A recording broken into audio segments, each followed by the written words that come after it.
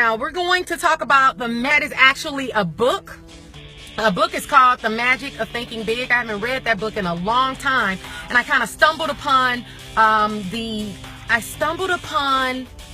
audio, so you can get the audio on YouTube, and it's called The Magic of Thinking Big. So I highly recommend you guys check out that book. Hello, Trey. Hello, Brian. Welcome. I want to give you a quick intro about who I am, and then I'm going to jump in and talk to you guys about the magic of thinking big and how it can transform your life today just by this information that I'm going to share with you. So my name is Joy. I'm a certified personal trainer, certified holistic kinesiologist. I'm also the author of a book called R3 Diet. I'm a sports nutrition coach and an international speaker. And I help to transform your pathetic self into your perfect self. Let me say that again. I help to transform your pathetic self into your perfect self, because we all have both. We all have this pathetic self, which I always call your imposter self, and then we have this perfect self, which is your true self. And I'm going to give you a quick example about that before I move on. Think about the animal kingdom. And when you think about the animal kingdom, have you ever seen an overweight cheetah? Have you ever seen a depressed giraffe? Okay? So the reason I'm mentioning this is because as human beings, that's normal. We consider that to be normal. We consider it normal that 60% of the population is obese or overweight. We consider it normal that in the top 3 drugs prescribed by doctors is antidepressants. So that means that one of the most prescribed drugs for people are drugs to help them feel happy so that they can just go along on their day, like just to live. They get out of bed and they have to take antidepressants just to function. Or some people feel like they have to abuse alcohol just to function. Okay, so this is huge. This isn't something like, okay, we're talking 10% of the population. We're talking about a big majority of people, over half. When we're talking over half, that's a huge number of people who are having these problems. And since it's majority rules, it's considered normal. Some of you know I was on a reality or TV show a while ago called Wife Swap. If you look it up on YouTube, you can see it has like 10 million hits on it from when I was on that TV show Wife Swap. And I did a kitchen raid on their kitchen, and when I opened up their pantry and their fridge and I threw away all the crap, all the stuff that was high fat, high salt, high sugar, that left them with just one item. I kid you not. I had to go to the grocery store after I raided their kitchen because nothing was edible. Everything was gone. And that seemed bizarre to me. That seemed extreme to me. But guess what? If their next door neighbor would have come over, it wouldn't have seemed extreme to them. Hey, Freddie. If their next door neighbor would have come in, it would have seemed normal. That's why it's called the SAD, the Standard American Diet. Something that's standard, it seems normal. So you have to be very careful with what's normal, because it could easily make you feel like, what you're doing is not that bad. It could easily make you feel like your obsession with you said, yeah, I didn't make him throw away that bacon. And then he was like, I can't believe this. I'm coming back when she's gone. That's what he said. He left, he packed his bag, he went to his grandma's house, and he's like, I'm coming back when she's gone, because she's messing up my life. She's ruining my life. But yeah, so Standard American Diet, it seems normal. So people will accept what seems normal, and it makes them feel okay. I'll give you a quick example of that. I'm originally from St. Louis, Missouri, and I don't know if you guys know this, but in different states, there's common habits. For example, in the South, they eat more fast food than people in the North. So there's different statistics depending on where you live. There's some areas where people are more overweight than other areas. And so in St. Louis, Missouri, people are more overweight there than here in Florida in general. And so because of that, it could be a female who is 15 pounds overweight in St. Louis, Missouri, and she doesn't take any action to change her habits because everybody around her is overweight or obese. And it's obvious. And so they look at her and they're like, oh, you don't need to lose weight. You look good. you know, you have a little meat on your bones. You look fine. And so they can say that. And so her perception is that she's okay because she's just 10 or 15 pounds overweight. But 10 or 15 pounds of extra stored fat on your body is still dangerous. It still causes diseases, or it can still cause you to have clogged arteries, and it can still cause you to have headaches. It can still cause you to have to be fatigued and experience low energy. Like, you're supposed to have energy like this, baby, every single day. It doesn't have to be this high, but it can be still where you feel excited about life. You don't feel excited about life if you're walking around like a zombie every day. And I'm off topic. This isn't even what I'm supposed to be talking about today. Should I keep going, or should I really talk about what I came to talk about today? Which one? I'll let you all pick. You tell me. Which one? Should I just keep going in this direction? I like to be led, but I also like to, you know, if it was something on my heart before I started, I want to share what was on my heart. But at the same time, sometimes if I feel like I'm going in a different direction, somebody must need that. Drink my matcha tea while you guys tell me if I should keep going in this direction or stay on point with what I wanted to share with you all today. Okay, which one? Which one, guys? Which one? But what I have to share with you guys is really firing me up, so I gotta share it. I really do. I really do. Okay, so I'm gonna share what I came to share with you all today. I just made the final decision. There's a book called The Magic of Thinking Big. And the reason I changed my slogan from I help busy people who are a little too fat, stressed, and nearly depressed go from that state to being losing weight and experiencing bliss, I changed that to I help transform pathetic people into perfect people. Why did I say pathetic? Because I call people pathetic when I see a certain characteristic, and I'm about to tell you right now. I ran into an old client yesterday. And when I ran into her, she said that she couldn't afford our services anymore because she went through a divorce, and she's starting a new career. And so she was just like, I would love to do your program, but I can't do it right now because of money. And I'm like, okay. So then she told me, I said, what are you doing now? She used to be a writer in the local paper. I know that was one of her jobs, or maybe that was a side gig. I don't know. But I know that she actually wrote a few articles on our business. And so I said, what are you doing now? And she said, well,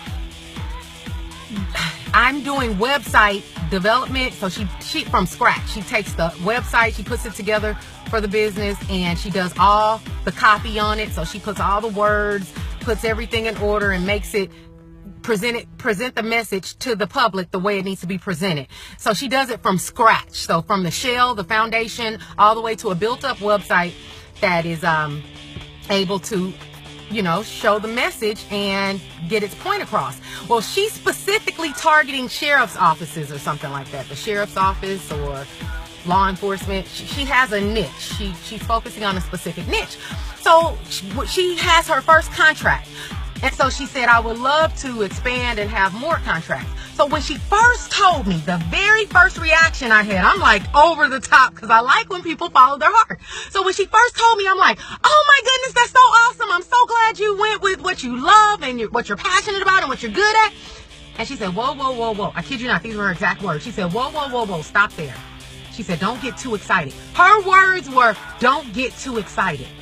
And she said, don't get too excited, because as of right now, I only have one account. Like, I would like to have more accounts, but as of right now, I have just one account. You are supposed, guys, let me tell you this. Don't ever forget this. You are supposed to get excited and celebrate every milestone in your life. You don't wait till the ultimate thing happens to you in order to celebrate. Are you freaking kidding me? She told me not to get too excited. So if she's telling me not to get too excited about her business, then that tells me she's not going to get too excited about her own business. Okay, see, this is getting me fired up. I told you it was going to get me fired up. How can you expect something to grow, and how can you expect it to explode if you're not even excited yet? If you're waiting to get excited? Everybody that is successful in their own right had to believe in themselves first. Everybody I'm talking a successful celebrity, whether they're an actor or a singer, or they're successful as a lawyer or a doctor, or successful as a employed, entrepreneur, it doesn't matter. Everybody had to believe in themselves first. Most of the time, nobody else sees what you have inside of you. They don't see it, and they definitely don't see it in its big, exciting, full-blown HD screen movie reality. That's the way you have to see it. Because it's almost like you have to see your life on this HD screen and it's in a movie in your head. It's not, you don't see it on the outside. You guys see this out here on the outside? You don't see it out there. If you look out there, that's what is called your reality. And so you may look at your reality and you're not in the house that you want. Or you look at your quote unquote reality and you're not in the car that you want. Or you look at your reality and you're not in the job that you want. Or you look in your reality and it looks like it's dull. Actually, if you look, if you follow me a lot, you know this is actually a little cloudy day compared to normal. So you see the clouds. So you have to see the sun even when you see the clouds. And seeing the sun just means that you are seeing the brightness of the possibilities of what it is that you desire. Expert at not seeing reality as reality. You got to become an expert at seeing reality as this HD picture that you're programming and putting in your head. You're putting in the images. You're putting in the people. So you are the director. You're the producer. You're putting on the show as far as how it's going to go, how it's going to play out. You're putting it all together. So when you put it all together, you can put it together the way you want to. So let me go ahead and give you the 3 things that you need to do, or the 3 things that she did that was thinking small instead of the things that she should have been doing in order to be thinking big, because there's magic in thinking big. So the first thing, I already said it, she belittled herself. The very first thing she did wrong was she belittled herself. She said, don't get too excited. It's not that big of a deal. She belittled herself. How many of you all have done that? You go out for something, you try to achieve something, you go for that promotion or whatever, and then all of a sudden, you say, who am I to do that? You know, somebody else is better, somebody else is smarter, somebody else is prettier, and you belittle yourself, and then you like put them on a pedestal. You put somebody else on a pedestal. That's the energy you should be giving yourself. That's the belief you should be giving yourself. First thing, belittling yourself. Do not do that. Second thing that she did wrong is, I asked her a question. I said, what's keeping you up at night? I said, talk to me. Tell me the number one thing that's keeping you up at night. She said, the thing that's keeping me up at night is money. She said, that's the pain, the thorn in my side right now is money. She said, I don't have enough money. And then she started going on and on and on and on about how her not having enough money is what's causing her to be unhappy and what's causing her to not to go where she could possibly go with her business because of this lack of money. So what happens is when you focus on what you don't have, you get more of it.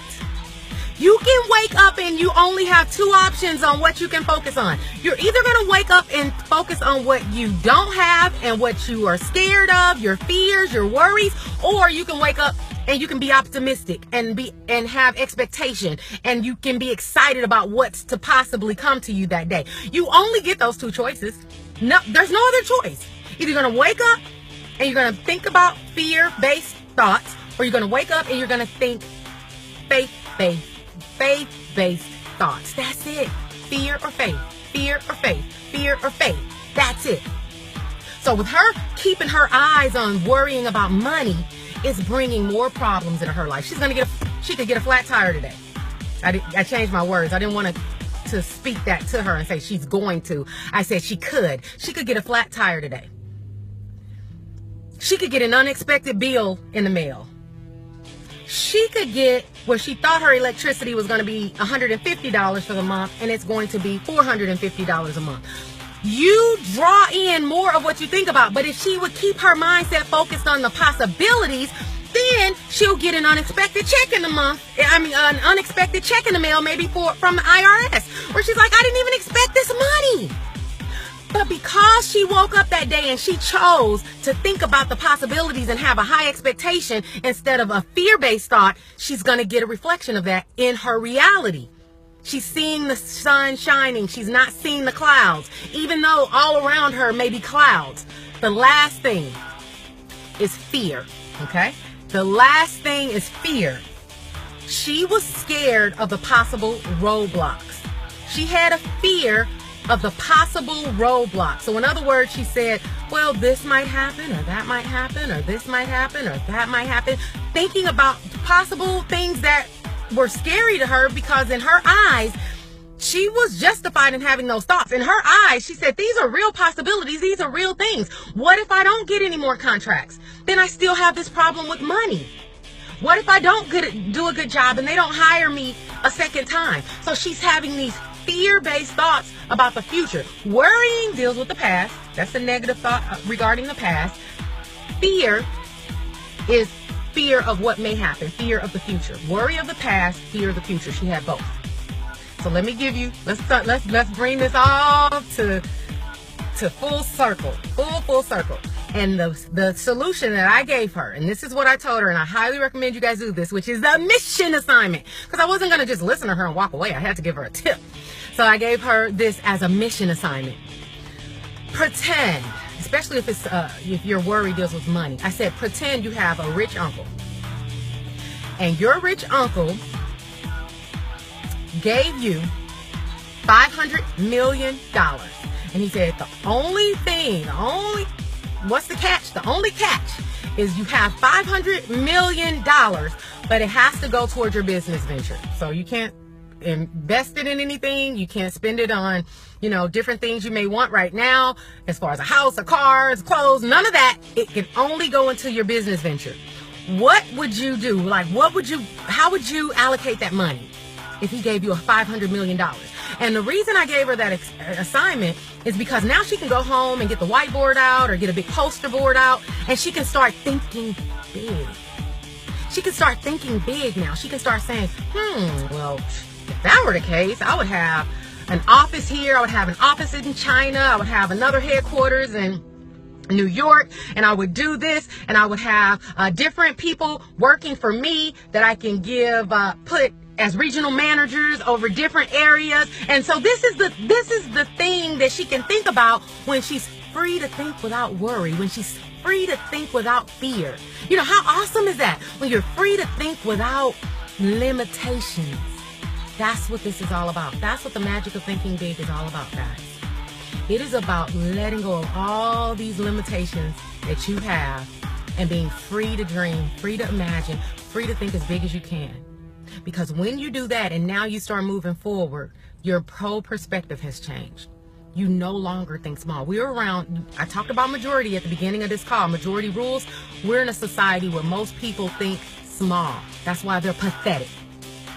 They are not personally pathetic, but that behavior is pathetic.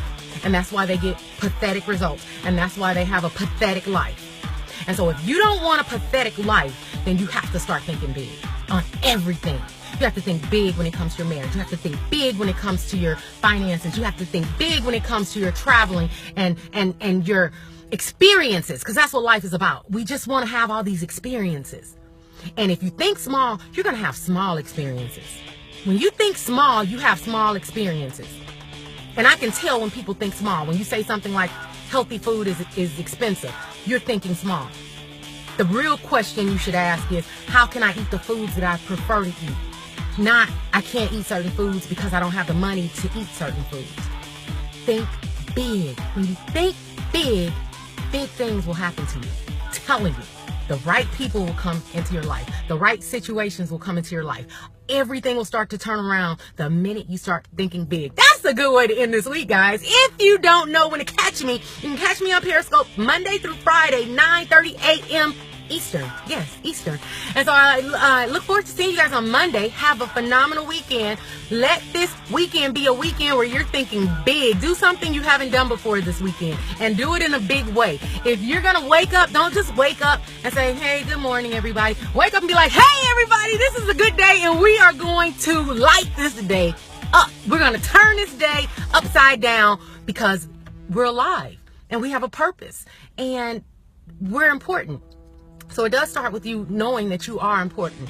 So thanks for joining me, guys. You could be listening to anybody right now. You chose to be on my scope, so I don't take it lightly. If this is your first time, follow me so that you can be here when I do another one on Monday. Until next time, R3 for life. Bye.